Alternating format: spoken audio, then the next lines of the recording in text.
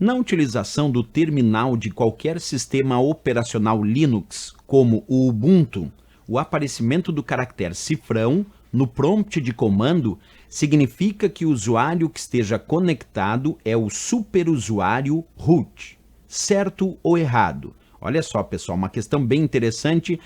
Quando a gente fala sobre o sistema operacional Linux, existem várias distribuições Linux. Entre elas tem uma distribuição chamada Ubuntu, que é uma das distribuições Linux dentre várias, como Debian, Red Hat, SUSE e tantas outras.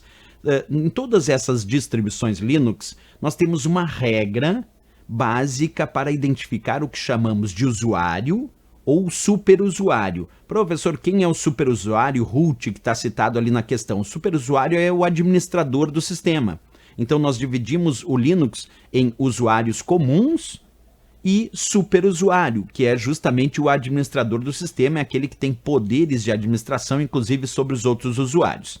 E aí, pessoal, quando a gente vai falar sobre prompt de comando, o prompt de comando é uma área que nós usamos no Linux, é uma área de terminal, onde nós podemos realizar a entrada de comandos textuais. Então nós podemos dizer que o prompt de comando é o local utilizado para entrada de comandos através de uma interface textual. Então é nesse prompt de comando, ou nessa linha de comando, ou ainda muitas questões falam sobre o termo terminal. Então o terminal, o prompt de comando, a linha de comando do Linux, é onde vamos digitar comandos de texto para realizar as operações do Linux.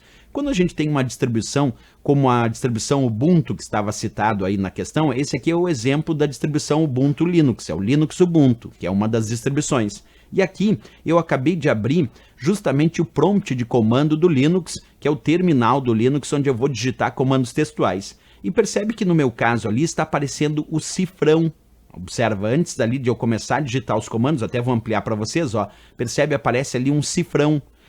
Será que esse cifrão identifica o usuário comum do Linux ou ele identifica o superusuário? Então acompanha comigo uma regrinha bem simples. Então no terminal ou no prompt de comando, hashtag, quer dizer um jogo da velha, identifica o superusuário, o root, quer dizer o administrador. E o cifrão identifica o usuário comum. Então cuida isso na prova, porque ali tinha uma enganaçãozinha nessa questão. Vou repetir. Quando for hashtag, quando for aí o jogo da velha, isso indica que quem está em operação no sistema, quem está logado agora para realizar as operações, é o superusuário, é o root, é o administrador. Quando for um cifrão, quer dizer que quem está realizando as tarefas, está logado nesse momento na seção do Linux, é o usuário comum.